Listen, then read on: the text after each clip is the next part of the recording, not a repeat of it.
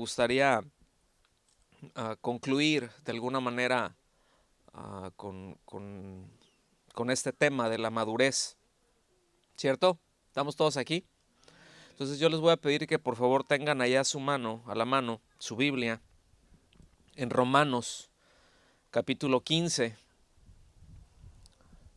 Romanos capítulo 15. Y este tema, si alguien anota o se acuerda o después ya lo escucha ahí el audio, tengo entendido que se va a grabar, se llama egoísmo, el poder destructor de la autoestima.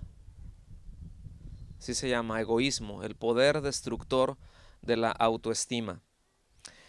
Y me atrevo a decir que la fuente principal de todas las motivaciones erróneas que tenemos se llama egoísmo, ¿sí?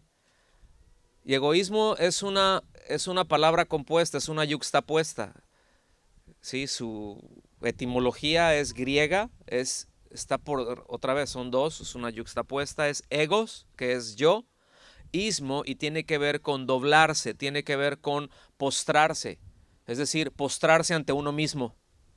¿Qué es el egoísmo? De una manera, si lo podemos decir, muy, muy general, la idea es me postro a mí mismo, yo soy Dios.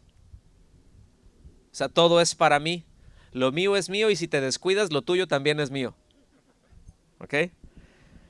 Y le podemos, nada más que, se oye mejor autoestima que egoísmo, ¿verdad? Pero es una estimación propia.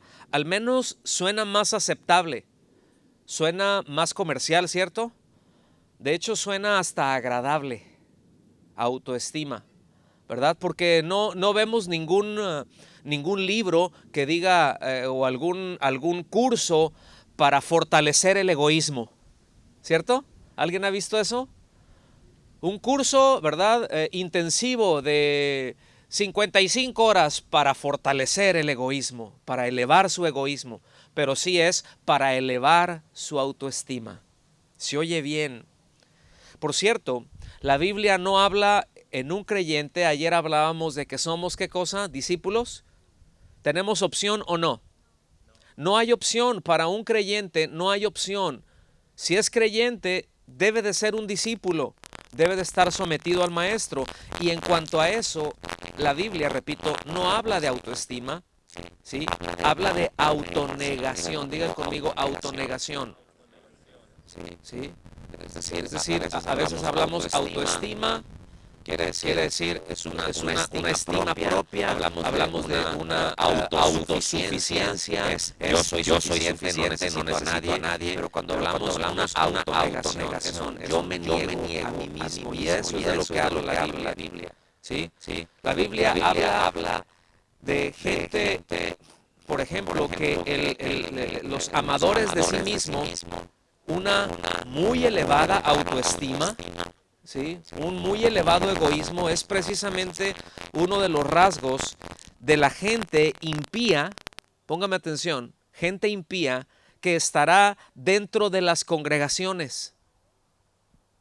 Esa es una de las cosas que la Escritura enseña y que el apóstol Pablo le dice a este joven pastor Timoteo que tenga cuidado con eso, que enseñe acerca de eso, habla de esos rasgos o de ese rasgo de carácter de gente que estaría así en la iglesia.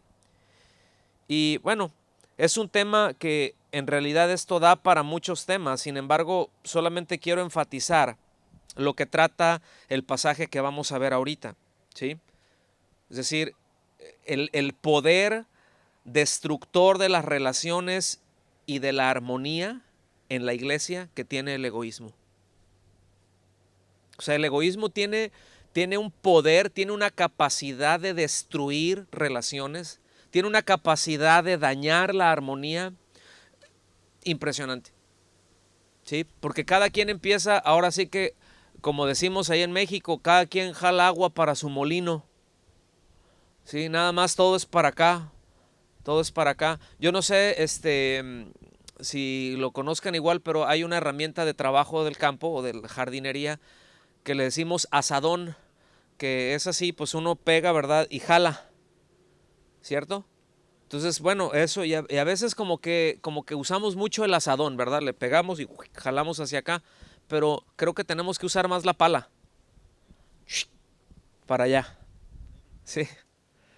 Según la Real Academia Española, egoísmo es un inmoderado y excesivo amor a sí mismo que hace atender desmedidamente el propio interés sin cuidarse de los demás. ¿Sí? Se los voy a repetir otra vez. Según la Real Academia Española, lo que es el egoísmo es un, a ver si les suena familiar, inmoderado, desproporcionado y excesivo amor a sí mismo, que hace atender desmedidamente al interés propio sin cuidarse del de los demás.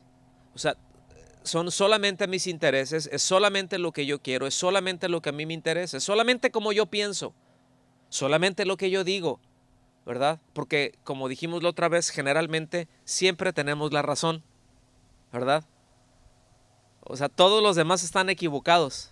Solamente yo, o sea, lo que yo digo, lo que yo pienso, siempre se equivocó el otro, yo no me equivoco, ¿verdad? Algo salió mal, es el otro. Yo no tengo responsabilidad en eso, ese fue el otro. Es que el otro no hizo lo que tenía que hacer. Eso, mis amados, todos esos son rasgos del egoísmo.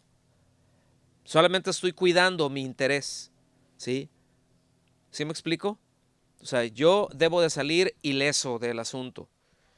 El egoísmo es un estorbo enorme para tener una comunión armónica unos con otros. ¿Sí entendemos lo que es armonía? Bueno, en la música así es, cuando uno mete, hay ciertos acordes, o sea, lo que yo toqué ahorita, eso no era muy armónico. Pero cuando uno mete una combinación de notas que están dentro de una escala, ¿verdad? O dentro de su misma escala, hay armonía cuando está dentro de la misma tonalidad, como las metas, si uno lo mete acá o donde las ponga, estando dentro de su escala, se va a oír bien, ¿sí? Porque está en la misma tonalidad. Pero si se va a otra tonalidad, ya hay una disonancia, ya se rompió la armonía. Entonces, eso es lo que pasa con el egoísmo.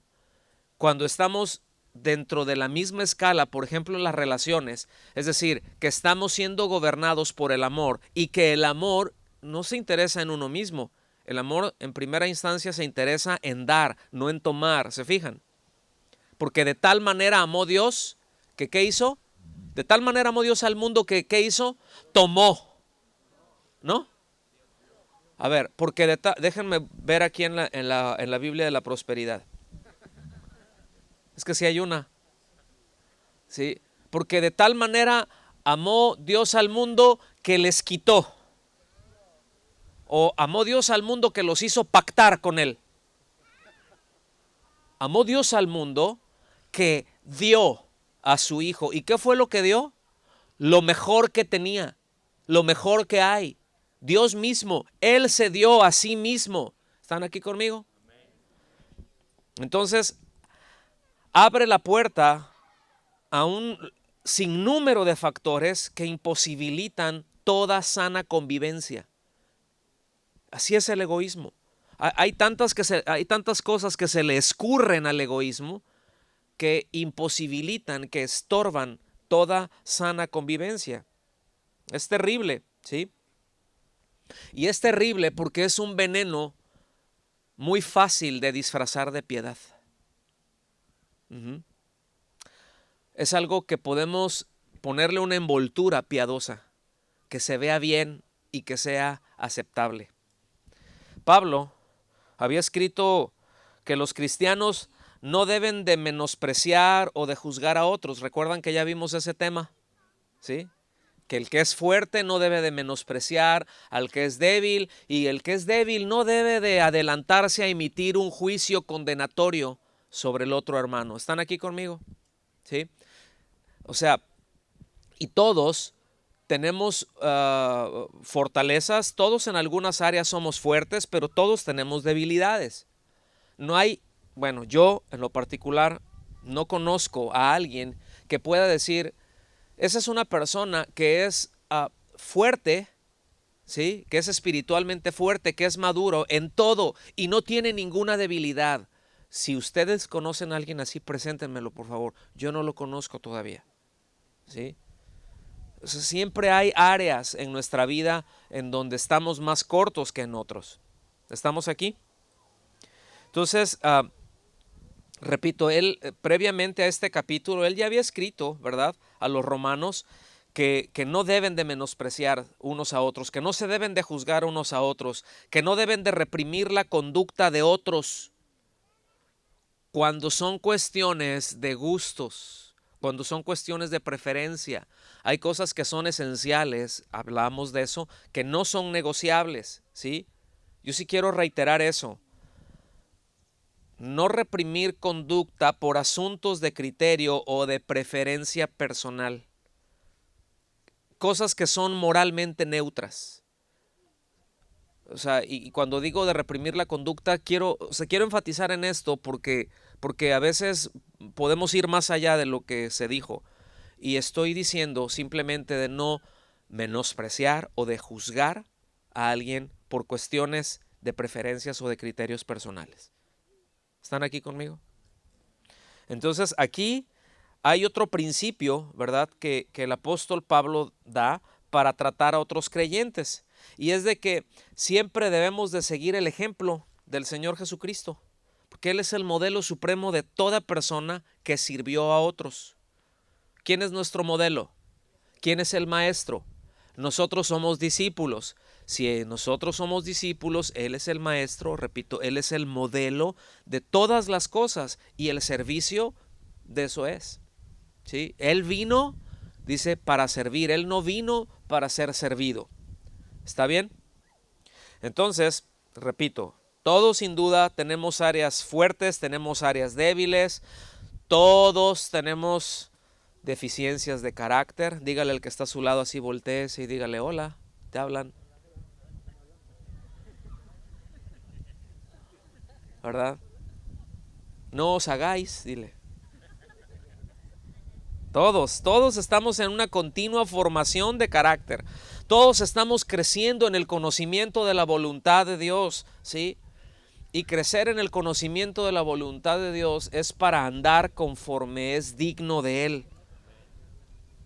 Es conocer la voluntad de Dios para conducirnos de esa manera, agradándole en todo. Y hay áreas en donde ya tenemos muy claro de qué se trata, ¿cierto o no? Hay áreas que son muy claras, ya sabemos qué es lo que Dios dice, hay cosas por las que ya ni siquiera tenemos que orar por ellas porque ya sabemos lo que Dios dice, ¿sí? Ya simplemente caminamos en ellas porque ya lo sabemos, pero hay otras que sí necesitamos buscar crecer en ese conocimiento porque no sabemos qué es lo que Dios dice, qué es lo que Dios establece y por eso necesitamos crecer. Entonces vengan a los versículos 1 y 2. ¿Me podrían ayudar allá atrás con los niños que no levanten tanto la voz, por favor? Romanos capítulo 15, versículos 1 y 2. Dice, los que somos fuertes debemos de soportar las flaquezas de los débiles. ¿Qué tenemos que hacer los que tenemos un poquito? Si nosotros somos, entiéndame, dijimos, entonces nada más hay fuertes y débiles, soy fuerte en todo. No, hay cosas en las que nosotros somos fuertes. En eso que nosotros somos fuertes, debemos de soportar ¿a quiénes? A los débiles, a los que tienen, que son más escrupulosos en eso, ¿sí? Pero escuche bien lo que dice, y no agradarnos a nosotros mismos. Póngame atención. Sé que todos tenemos derechos, ¿cierto o no? Porque luego eso es una de las cosas a las que apelamos muy seguido, ¿no? Es que yo tengo derecho a esto, tú tienes derecho a esto. Los niños tienen derecho a hacer lo que se les dé la gana y que sus padres no les digan nada. Suena a Suecia, ¿no? Suena como algo por acá. Bueno, les voy a decir algo, no está bien eso. Es contrario a lo que el Dios dice. No sé si me explico. Pero aún así hay derechos que nosotros tenemos que dices es legítimo.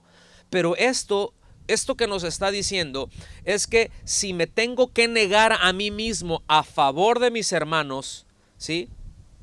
O sea, que no se trata solamente de soporto, ¿sí? La idea de soportar no es así como que de, ay, te soporto. Sí, sí me entienden, ¿verdad? O sea, sí me explico en el término. O sea, no es nada más te soporto así porque no te digo nada, pero te soporto. No, habla de soportar, habla de dar soporte. Lo que está haciendo, por ejemplo, lo que se llama, ¿cómo se llama? Atril, ¿verdad? A mi cosa esta, ¿cómo se llame?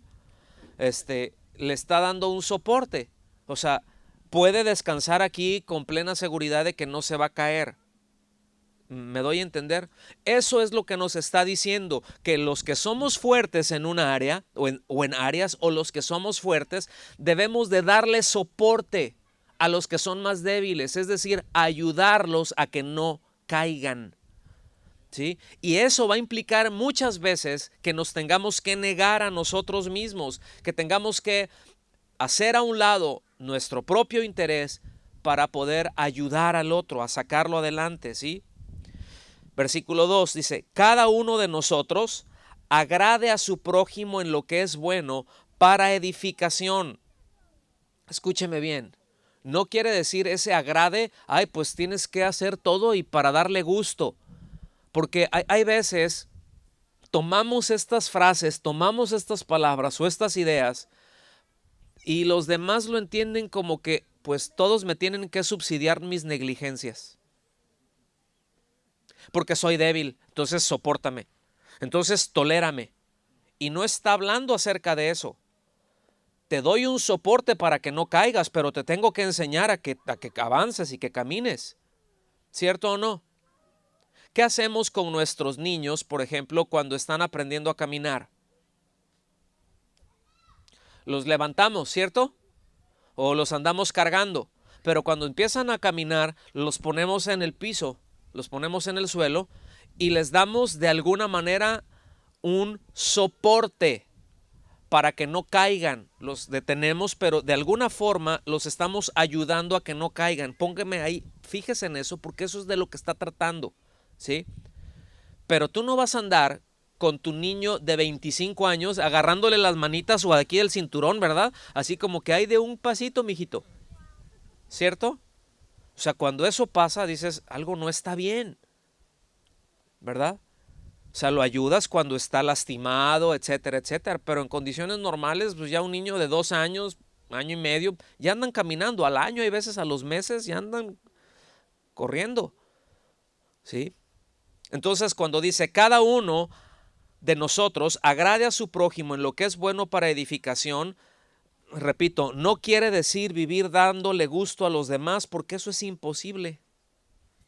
Es imposible darle gusto a los demás a causa de nuestras diferencias, a causa de nuestros escrúpulos, ¿sí?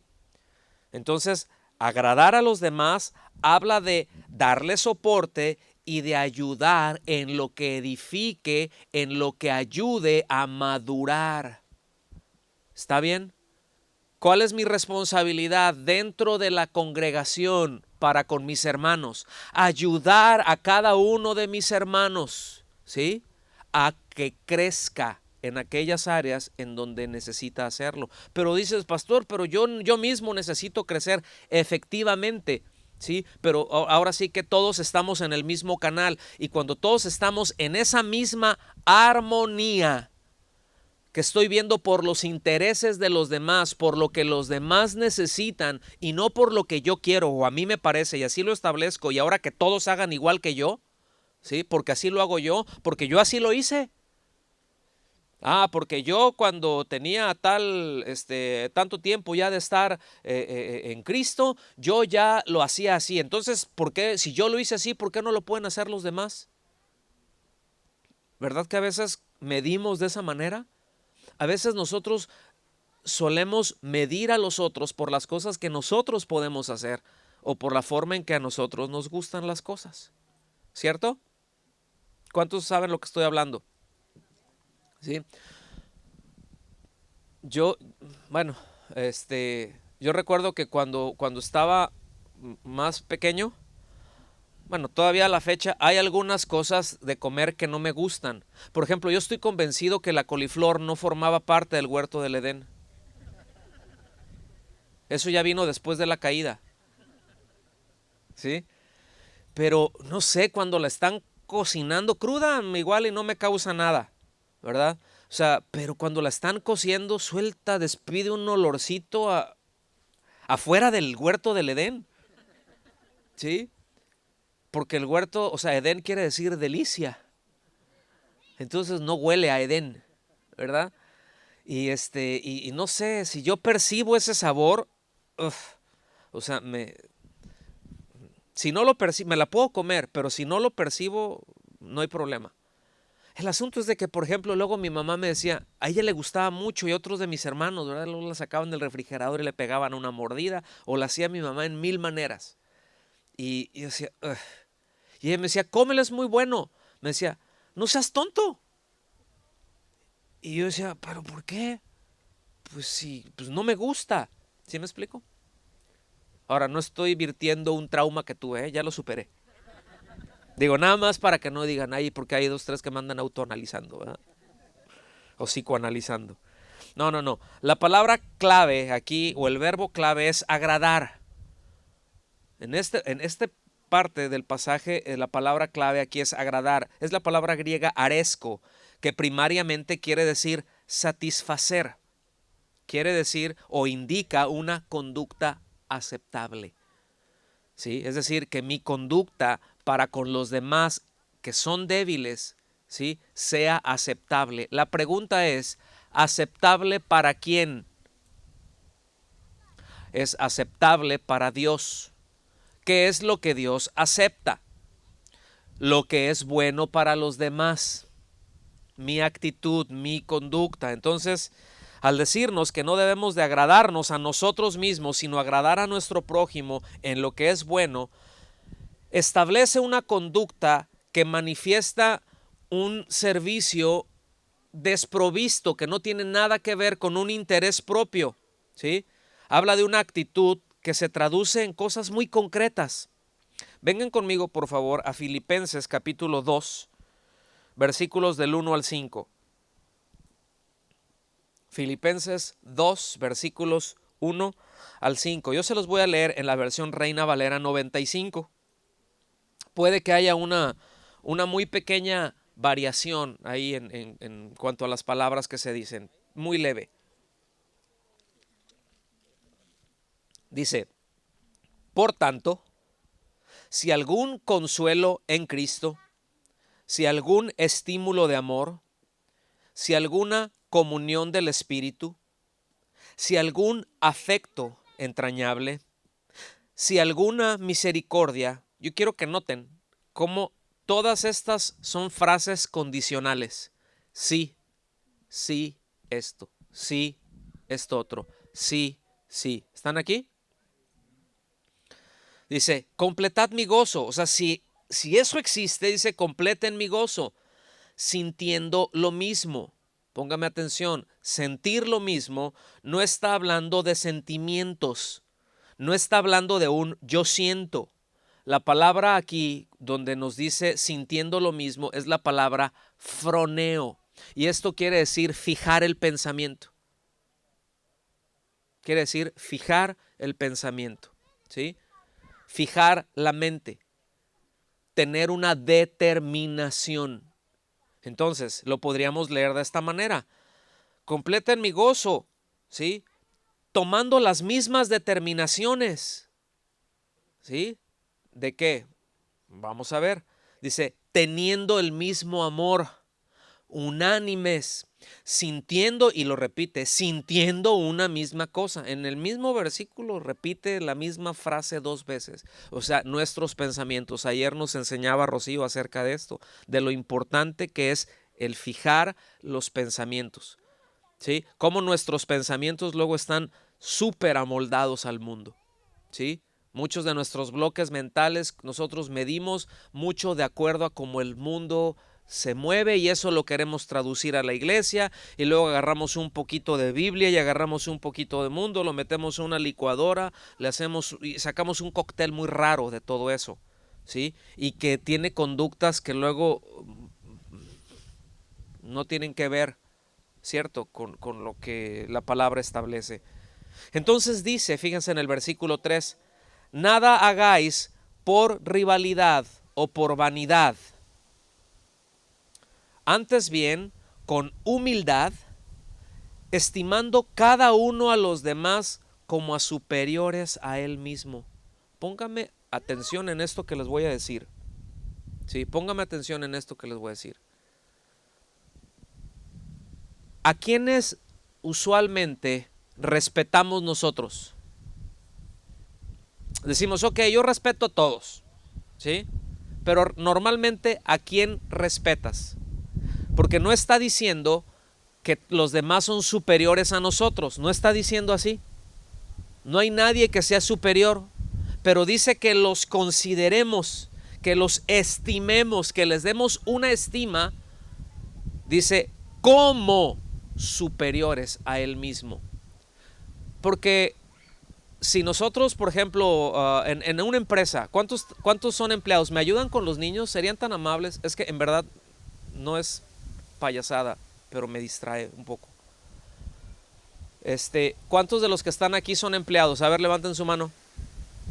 O sea, trabajan para un jefe, ¿sí? Normalmente luego, ¿cómo tratan los jefes a los subalternos? A veces no piden las cosas ni por favor, ¿cierto?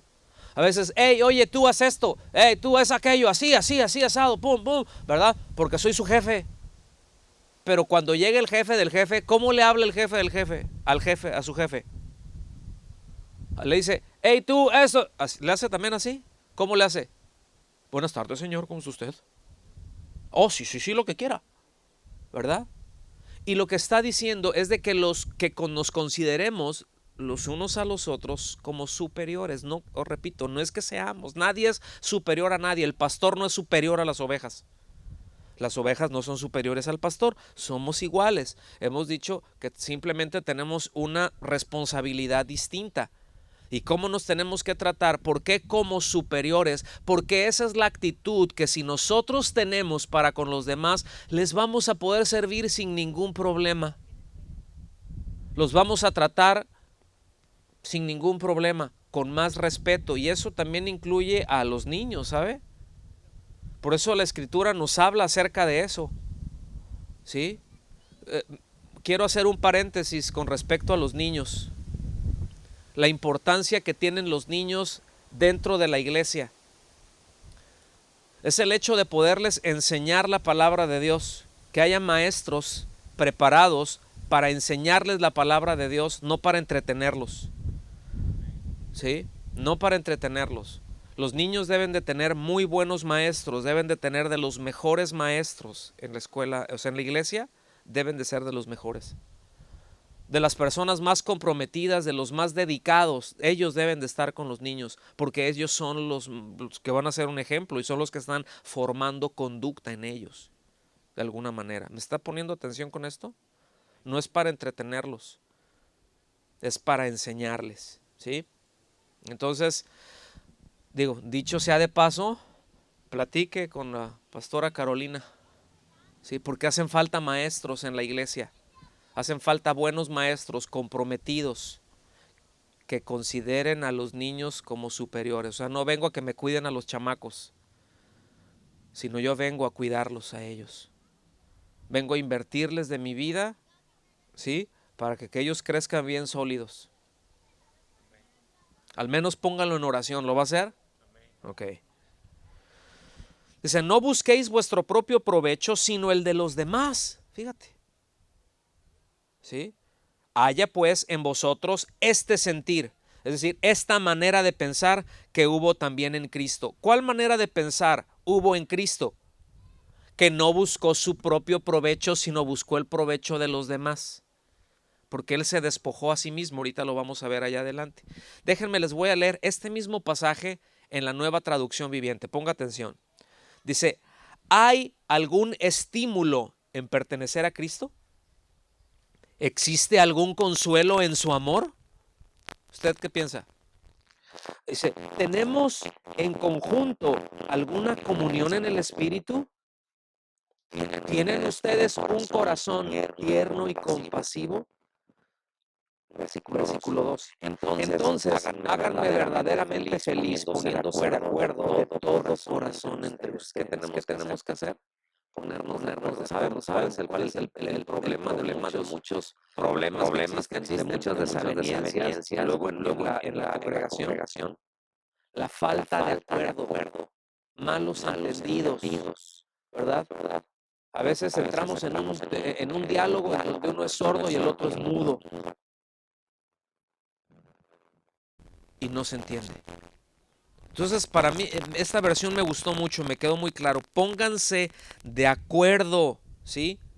De todo corazón entre ustedes, amándose unos a otros y trabajando juntos con un mismo pensamiento y un mismo propósito. ¿Cuál sería ese propósito, ese mismo pensamiento? ¿No será que el Señor sea glorificado? Esa es la primera pregunta que hace el catecismo de Westminster. Y yo no estoy diciendo, no, como lo reformamos. No, no, no olvídese de eso. O sea, no olvídese, pero no es el punto. Pero es algo muy importante dentro de nuestra fe como cristianos, hacernos esta pregunta de cuál es el propósito más alto y más importante para el cual el hombre fue creado. Y el hombre fue creado para el honor, para la gloria de Dios y para disfrutar de Él para siempre. Entonces, teniendo este pensamiento, hagamos las cosas que el Señor, en lo que vamos a hacer, que el Señor sea honrado, que el Señor sea glorificado y que mis hermanos sean edificados también, ¿sí? Y no qué es lo que me satisface a mí, qué es lo que me gusta a mí, qué es lo que yo quiero, qué es lo que a mí me gustaría. ¿Me estoy dando a entender o no? Porque no venimos, repito, a la iglesia para que me satisfagan los demás. Yo creo que a veces por una falta de entendimiento podemos conducirnos de esta manera, pero aquí la palabra nos dice y nos pone la plomada de cómo debemos de conducirnos y de cuál es el pensamiento que debemos de tener. Y este es el pensamiento de Cristo. Versículo 3 dice, no sean egoístas, no traten de impresionar a nadie, sean humildes, es decir, considerando a los demás como mejores que ustedes. ¡Sas! No se ocupen solo de sus propios intereses, sino también procuren interesarse en los demás. Tengan la misma actitud que tuvo Cristo Jesús. Yo creo que, bueno, en esta versión, si lo leo así, se acabó el mensaje. Hasta ahí llegamos. Y estar meditando en esto, nosotros, qué es lo que a mí me correspondería o dónde estoy ubicado yo con esto, nos dice bastante, ¿cierto? Entonces noten cómo el Señor no dijo, pues voy a ir a la tierra y me voy a satisfacer a mí, voy a llegar a lo que sea cómodo para mí, nacer, encarnarme. ¿Por qué me tengo que rebajar hasta el tamaño de un óvulo fecundado, siendo yo el creador de las cosas y el sustentador? ¿Por qué me tengo que rebajar a eso? ¿Por qué tendría yo que despojarme de esta gloria y llegar y bueno, si así fuese, ¿cuál palacio será el más importante? ¿Sí? Con una cuna a lo mejor de marfil y oro, con incrustaciones de piedras preciosas, sábanas de seda, ¿sí? No, sino a nacer en una cueva maloliente, con estiércol de animales resguardados ahí. ¿Me explico? ¿Por qué autolimitarse a cualquier otro humano, como cualquier otro humano? Y más aún todavía. No, mis amados, nosotros somos responsables de las convicciones que nosotros tenemos y de las consecuencias de esas convicciones, ¿sí? Vamos a seguir avanzando. Fíjense, aquí nos habla aquí el apóstol Pablo en esta parte a los filipenses de que existe un peligro real. Nos habla de que hay una situación a la que debemos de estar alertas como creyentes, porque siempre estamos expuestos a eso, y está hablando de que aun cuando podamos nosotros tener convicciones muy firmes, que podamos estar muy comprometidos con la obra del Señor, ahí existe un riesgo de choque. Yo estoy muy comprometido, ¿sí? Y tengo una convicción en el servicio muy sólida. Sin embargo, existe un riesgo de choque. Existe un riesgo de enfrentamiento, porque, repito, hay convicciones muy sólidas y la tendencia, como ya lo comentamos en el tema anterior, puede ser tratar de establecer o de imponer nuestras convicciones a los demás. Qué bueno que tengamos convicciones sólidas, convicciones firmes. ¿Estamos aquí? Qué bueno que tengamos eso, pero tengamos en cuenta que eso puede ser un riesgo si no entro en esto, si no me cuido de lo... Es que el egoísmo es una levadura, es un hongo que prolifera muy fácilmente, y el Señor quiere que evitemos eso, y nos está advirtiendo que escudriñemos nuestro corazón, que nos escudriñemos a nosotros mismos. Ayer Rocío nos enseñaba esto de cuidar nuestro corazón, qué importante, ¿sí? O sea, no en vano dice la palabra, ¿verdad? Y el Señor nos exhorta, sobre toda cosa guardada, guarda tu corazón. Sí, tienes que cuidar muchas cosas, tienes que cuidar muchos aspectos, sí es cierto, tienes que cuidar todo tienes que cuidar de ti. Tu apariencia, tienes que cuidar esto, tienes que cuidar aquello, tienes que cuidar acá. Sí, tienes que cuidarlo, pero sobre todo eso, cuida tu corazón, guarda tu corazón, ¿sí? Asegúrate de las motivaciones del por qué haces las cosas. Entonces yo voy a mencionar nada más algo de lo que el apóstol Pablo menciona en este pasaje, de lo que debemos de cuidarnos. Y una de esas cosas es de una ambición personal, ¿sí? O partidista, es decir, hay rivalidad. ¿Cómo se entiende lo que es rivalidad? Lo voy a describir rápido, ¿sí? Barcelona, Real Madrid. Ya lo describí. ¿Ya entendieron lo que es rivalidad? Por eso dicen, no hagan nada por rivalidad, ¿sí? O vanidad. Su versión dice, la Reina Valera 60, por contienda o vanagloria. ¿Está bien? Entonces, esa es una de las cosas que nos debemos de cuidar, de la rivalidad, porque siempre hay peligro en que las personas hagamos eso, ¿sí? Y no para que avance la obra, sino por intereses propios. A veces se entablan rivalidad por intereses propios y debemos de cuidar eso, ¿sí? Lo segundo que debemos de cuidar es el prestigio personal. O sea, tenemos que cuidarnos de eso, porque eso, aunque tenemos que guardarnos y debemos de tener siempre y guardar, tratar de buscar tener un buen testimonio, debemos de tener cuidado de no caer en una ambición hueca que es vana, ¿sí? O sea, cuídense, dice, de la contienda y vanagloria. Esto es, fíjense, para muchos la vanidad es aún una tentación más grande que las riquezas. Muchos son más tentados en ser admirados, respetados, que se hable bien de ellos, y por eso buscan ciertas posiciones. En el servicio, eso ocurre. Hay quienes quieren que se hable bien de ellos y que vean qué espirituales son, y miden qué tan espirituales son dependiendo qué posición tengo dentro de la iglesia. Alguien que agarra la escoba, no, pues eso no es tan importante como alguien que predica y que dirija y que alza la mano y todos lo atienden, ¿verdad? O sea, en términos humanos no nos enseñan eso. En términos humanos nos hacen buscar lo que sea de más prestigio, lo que se hable bien de nosotros. Hace mucho tiempo, bueno, supimos de una familia que no tenía realmente muchos recursos. De hecho, estaban muy cortos de recursos. Pero eso sí, se preocupaban por la apariencia personal, pero en un grado extremo. O sea, las mejores ropas y cómo luzco, cómo me veo, ¿sí?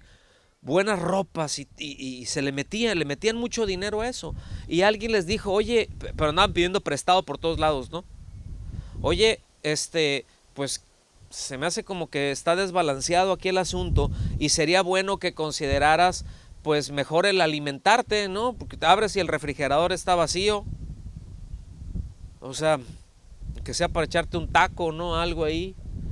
Y él dijo, no, es que la gente me ve por fuera, no ve si traigo mi estómago lleno o no. Eso es vanidad, ¿sí? Entonces, el propósito de tener la actitud y las motivaciones correctas para buscar satisfacer las necesidades de los hermanos es la edificación, ¿sí? Buscar, ¿qué es edificar? Es construir, que la fe de mis hermanos vaya cada vez siendo más sólida, ¿sí?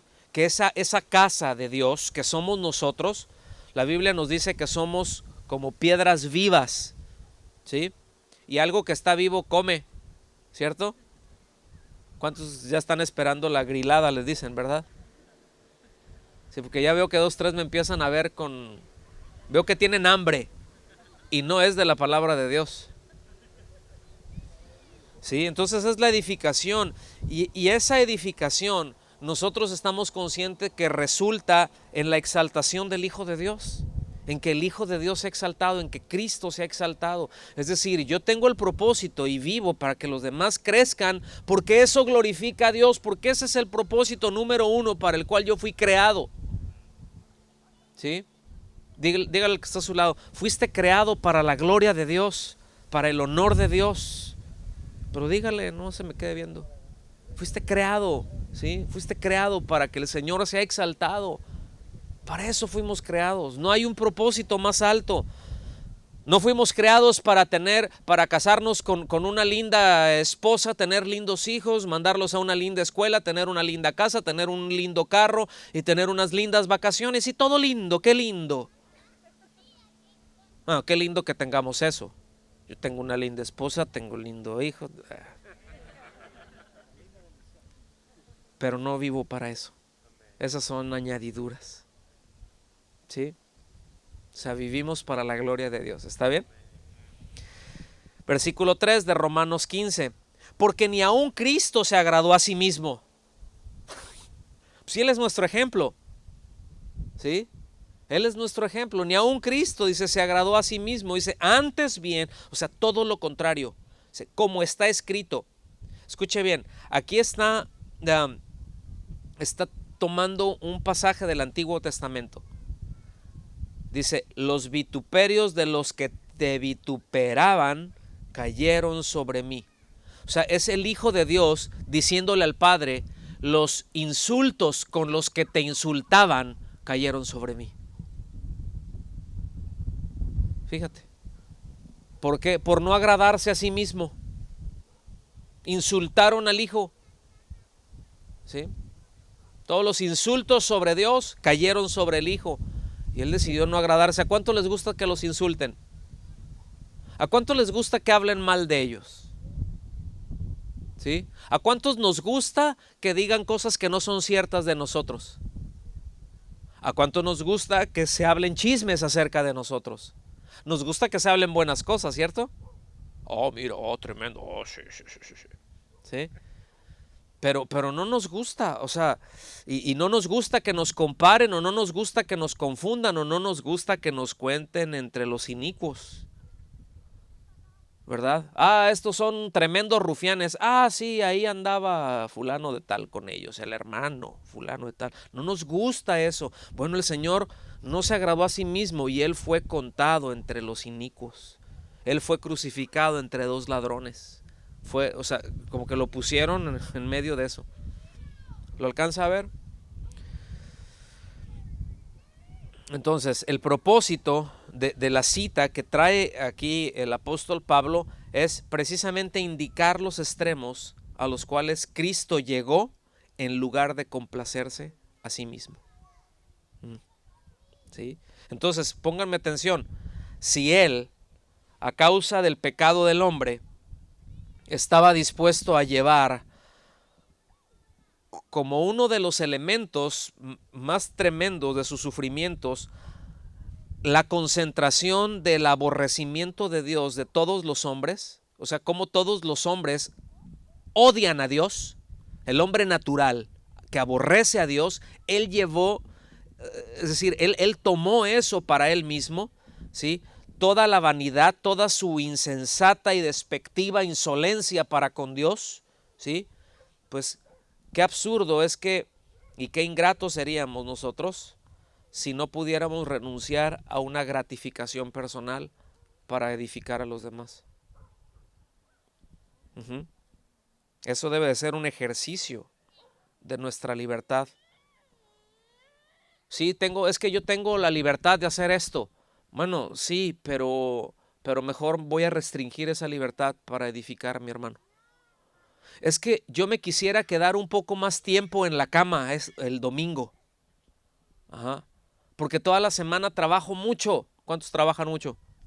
¿Cuántos se quisieran quedar un par de horas más tirados en la cama, desparramados a sus anchas? ¿Sí? Decir un par de horas más, aunque sea, ay, ¿por qué no ponen el culto como a las 3? Porque si lo ponen a las 3, luego, ay, es muy tarde, tengo que ir a comer. Siempre vamos a encontrar algo. ¿Sí me explico? Si es muy temprano, porque es muy temprano. Si es muy tarde, porque es muy tarde. O sea, pero ¿cuántos de repente no quisieran eso? Pero dices, ay, no, me tengo que parar porque tengo que ir a servir. Quiero servir. Y hay veces sí, cuando uno se quiere levantar, o sea, así como que la cama lo abraza a uno, ¿a poco no? Así como que te quieres levantar y te dicen, no, no, y es una lucha tremenda, ¿no? Hasta que dices, todo lo puedo en Cristo. Y ¡ras! Vengan por favor, ahí mismo en Filipenses, ahora los versículos, seguimos en los versículos del 6 al 8, dice, Él, siendo en forma de Dios, no estimó el ser igual a Dios como cosa que aferrarse, sino que se despojó a sí mismo tomando la forma de siervo y se hizo semejante a los hombres. Más aún, hallándose en la condición de hombre, se humilló a sí mismo, haciéndose obediente hasta la muerte y muerte de cruz. ¿Sí ven cuál es el nivel? En donde él no se agradó a sí mismo, sino que aún siendo Dios, cuando habla de ser igual a Dios como cosa que aferrarse, póngame atención porque yo sí quiero subrayar aquí que él nunca dejó de ser Dios. Nunca dejó su divinidad. Aquí no habla que dejó su divinidad. Y hay una doctrina, no es nueva, eso tiene que ver con el gnosticismo, pero hoy en día se habla de esto, ¿sí? Y ministerios importantes dicen, no, es que él tenía una necesidad importante del Espíritu Santo, por eso, ¿verdad? Porque era solamente un hombre, él dejó de ser Dios, dejó su divinidad, él no dejó su divinidad, él nunca dejó de ser Dios. Si él hubiese dejado de ser Dios, entonces no tendríamos salvación, porque la salvación es de Jehová. Es Dios el que salva. Es Dios el que hace la expiación por nuestros pecados. Y si Él no es Dios, entonces no hay perdón de pecados para el hombre. ¿Sí? Pero eso es una doctrina, repito, no es nueva. Eso es gnosticismo.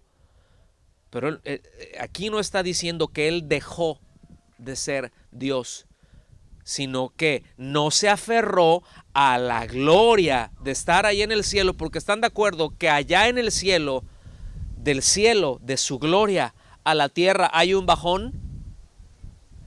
¿Sí o no? Ahora, del Dios glorioso a ser un hombre, ¿no hay un bajón? Y de hombre, no a un rey, sino a siervo, a un esclavo, ¿hay un bajón? Y de esclavo a ser uno obediente hasta la muerte, ¿no hay un bajón? Y a la muerte de cruz, es decir, de lo más alto vino a lo más bajo. En toda su creación no había nada más bajo que hasta la muerte de cruz. Es el pago por nuestros pecados. ¿Están aquí conmigo? Versículo 4 de Romanos 15. Ya mero termino, nomás que acabe. Las cosas que se escribieron antes, para nuestra enseñanza se escribieron, a fin de que por la paciencia y la consolación de las Escrituras tengamos esperanza. Entonces póngame atención, porque dice que aquí lo que hace, está exponiendo un principio respecto a las Escrituras. ¿Para qué fueron dadas las Escrituras? A ver, vea su Biblia. ¿Para qué fueron dadas las Escrituras? Para nuestra enseñanza, para que tengamos ¿qué cosa? Esperanza, para que por la paciencia y la consolación de las Escrituras tengamos esperanza. Para nuestra enseñanza dice que se escribieron, y la Escritura provee al creyente precisamente paciencia. Pero fíjese bien, no habla de una paciencia de que, oh, cuán paciente soy. Porque ¿cuántos necesitan paciencia? ¿Cuántos necesitan ser pacientes? Pero ya, ahorita. Le voy a aconsejar algo, nunca ore y nunca pida paciencia. Porque ¿sabe cómo viene la paciencia? Por las pruebas y por la tribulación. Mejor pida gracia y sabiduría. Porque las pruebas van a venir solitas. No las tenemos que pedir, esas van a llegar y nos vamos a estrellar con ellas, o ellas se van a estrellar con nosotros, y la verdad es que necesitamos mucha gracia y mucha sabiduría para salir adelante. ¿Sí? Pero nos habla de paciencia. Aquí no está hablando de esa paciencia, o sea, no está diciendo que las Escrituras me dan esa paciencia de que, uy, puede pasar y que me estén gritando acá y me jalen esto y yo sigo así, con una sonrisa dibujada. No está hablando de eso. Aquí la palabra paciencia es la palabra hupomonés, que habla de perseverancia en medio de las adversidades. ¿Qué es lo que hace la Escritura entonces? ¿Qué me provee la Escritura? Me da una fortaleza, ¿sí?, en medio de tiempos difíciles. Y te dice, ¿cuántos necesitan este tipo de paciencia? ¿Cuántos necesitan fortaleza en tiempos difíciles? Levante su mano. Diga conmigo, ¿yo necesito eso? Yo necesito eso. Pero no solamente eso, también nos habla de consolación, ¿sí? ¿Cuántos necesitan consolación? ¿Cuántos necesitan ayuda? Bueno, eso es lo que nos provee. Dice, para que tengamos esperanza, ¿sí? Más literalmente, porque nos habla en un tiempo presente, es continuar teniendo esperanza. Esa sería una mejor traducción todavía. Nos da paciencia, nos da fortaleza, nos da una consolación para continuar teniendo paciencia, ¿sí? O teniendo esperanza, perdón. Seguimos avanzando, versículos 5 y 6, ahí mismo, de Romanos 15. Y aquí expresa sus deseos más profundos, fíjense, ya estamos entrando al final. Aquí expresa algo muy, muy importante, ¿sí? El apóstol Pablo les dice, y el Dios de la paciencia, ¿sí? En otras palabras, el Dios, el que da fortaleza en las pruebas, el que fortalece en los tiempos difíciles. Eso es lo que nos dice el Dios de la paciencia, ¿sí? Además de que nos tiene mucha paciencia. ¿A poco no? ¿Cuántos pueden decir, ay Señor, gracias por la paciencia que me tienes? ¿Cuántos podemos presentarnos delante de Dios y decirle, ay Padre, soy terrible con esto? Gracias porque eres paciente conmigo.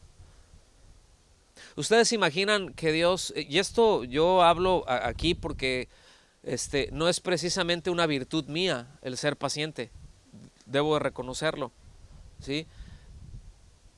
Y yo digo, Señor, qué bueno que no eres como yo. Que me hubieras fulminado, me hubieras creado otra vez y fulminado, me hubieras creado 1,000,000 de veces, todos los días me crearías y me fulminarías. ¿Sí? Usted puede decir, a mí también, Señor, gracias. Y así me siento menos peor. ¿Sí? Dice, y el Dios de la paciencia y de la consolación. O sea, la Escritura nos provee, ¿qué cosa? Paciencia y consolación. Y aquí repite, y el Dios de la paciencia, el que da fortaleza en las pruebas, dice, y la consolación, el que auxilia, el que conforta, ¿sí? Dice, os dé entre vosotros un mismo sentir. Aquí un mismo sentir es una manera de pensar. Esto es algo por lo que podemos orar y en lo que debemos de trabajar, porque le voy a decir una cosa, no se da solito. Hay veces, hay cosas que nosotros oramos y que esperamos que de la noche a la mañana ya la voy a tener. ¿Sí? Ay, Señor, dame fortaleza. Bueno, sí, el Señor nos da fortaleza, pero ¿cómo se obtiene la fortaleza? ¿Mediante qué? Ejercicio. ¿Cierto o no? Es ejercitándonos, obtenemos fortaleza. Espiritualmente es mediante el discernimiento, el uso del discernimiento entre el bien y el mal, lo que nos va fortaleciendo. Y esa fortaleza nos las va dando la Escritura. ¿Sí? Dice, según Cristo Jesús, o sea, de acuerdo o de la manera de Cristo Jesús. Dice, para que unánimes, a una voz, glorifiquéis al Dios y Padre de nuestro Señor Jesucristo. Entonces, ¿cuál es el objetivo que debemos de tener todos en la iglesia, mis amados? Que unánimes, a una voz, glorifiquemos al Señor. ¿Sí? En todo lo que hacemos. Entonces, por eso yo puedo darle gracias a Dios cuando yo volteo y veo que mis hermanos están trabajando en la edificación de los demás hermanos, pero que yo también estoy trabajando en eso. Entonces, cuando tú volteas y ves que el otro está trabajando, tu hermano está trabajando en eso y tú también, pueden glorificar juntos. Porque es como en un negocio, por así decirlo. Cuando dos socios trabajan fuerte juntos, pero uno se lleva el dinero, el otro se enoja. ¿A poco no? Sí, se entiende eso, ¿no? Bueno, hay veces dentro de la iglesia uno dice, oye, yo sí estoy trabajando y tú estás ahí aplastado, ¿verdad? Tienes el ministerio de la silla. ¿Sí? Y eso, bueno, son cosas que tenemos que arreglar en nuestro corazón. Y eso es algo que Rocío nos estuvo enseñando. ¿Sí? Son cosas que tenemos que arreglar en nuestro corazón. Cuidar de no tener una actitud de, ay, sí, pero tú estás aplastado ahí, ¿verdad? Y yo aquí, ya la hernia ya se me está botando, ¿verdad? Y nadie me ayuda. Y si no fuera por mí, esto no saldría adelante. ¿Cómo la ven? Porque a ese pensamiento nos lleva. Nadie hace nada, nada más yo. Y eso es egoísmo. Y tiene un poder destructor impresionante. Pero cuando entramos todos, cada uno asumimos esa responsabilidad, me despojo de eso y foco en dar, en proveerle para los demás y empiezo a cuidar de edificar las vidas de mis hermanos. Wow. Entonces aquí indica la meta de ese acuerdo. ¿Sí? Glorificar al Señor, exaltarlo a Él. Y vámonos ya para el final, porque todavía hay muchas cosas que hacer. ¿Sí? Hay a varios que remojar. Les va a dar frío con el airecito que está haciendo. Les va a dar. Les va a dar. Pero el fuego lo arreglará. Busquemos entonces siempre, miren, aligerar las cargas de los demás. ¿Sí? Es más fácil agarrar un mueble y cargarlo entre dos, ¿cierto? Nosotros allá en la congregación, en Los Cabos, en Casa de Oración Los Cabos, pues tenemos que montar y desmontar el equipo en cada reunión. Y son unas bocinas pues más o menos grandes. Yo ya estoy viejito y pues no las cargo solos, no las pongo arriba solos. Pero luego hay 2 que 3 tarzanes, ¿no? No, yo solo, la puedo así con una mano casi. Y cuando vamos así le digo, entre los dos. No, yo puedo. Yo sé que tú puedes, pero es más fácil y es más seguro hacerlo entre dos. ¿Sí? Y fíjense hacia dónde va. Yo solo, pues sí puedo, pero quién sabe cómo termine. O sea, sí la subo y sí la puedo colocar, pero quién sabe cómo termine. Escuche bien, corro el riesgo de lastimarme. Pero el otro que se siente muy fuerte en eso, escuche, también corre ese riesgo. Entonces es más seguro que se haga entre dos. ¿Cierto o no? Entonces es lo mismo en nuestro caminar, en el día a día con los hermanos. Yo puedo ser fuerte y decir, no, yo aquí paso, ¿verdad? Y bueno, ahí no se van a meter al agua, aquí en este lago tan bonito que hay.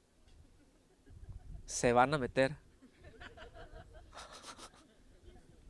Sí, no, aquí a mí este viento que hace, yo estoy acostumbrado a estar a 20 grados bajo cero. Está haciendo mucho calor, dicen ahorita, ¿no?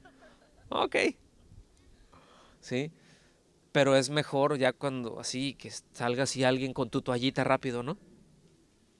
Entonces es ayudarnos.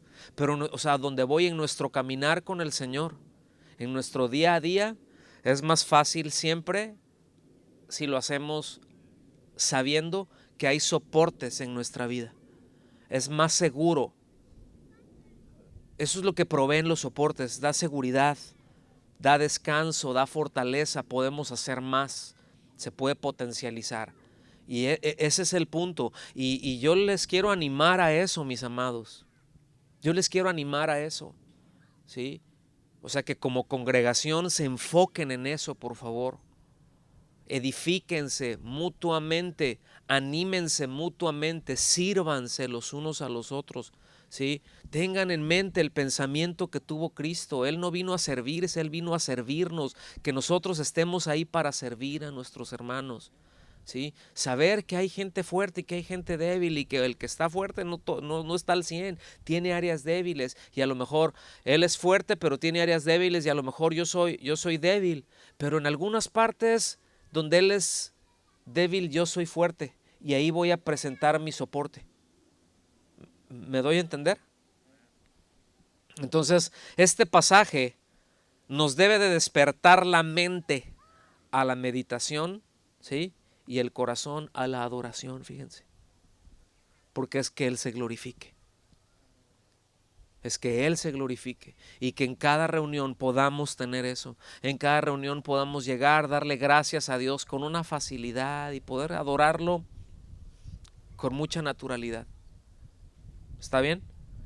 Este es el propósito final, después de todo, como creyente, como individuo, pero también de la iglesia como cuerpo. Es cierto, o sea, yo en lo individual, y termino con esto, yo en lo individual, el propósito para el cual fui creado es glorificar a Dios, pero el propósito corporal, por así decirlo, como iglesia, como cuerpo de Cristo, es exactamente el mismo, la gloria de Dios, porque somos un solo cuerpo. ¿Está bien? Somos muchos miembros, pero un solo cuerpo. Hay una cabeza que es Cristo. El cuerpo somos nosotros, cada quien es un miembro, pero todos juntos glorificamos a Dios. ¿Está bien? Vamos a orar, ahora sí que pónganse de pie si puede. Me voy a esperar un rato en lo que se pone de pie. Los que son fuertes deben de ayudar a los débiles.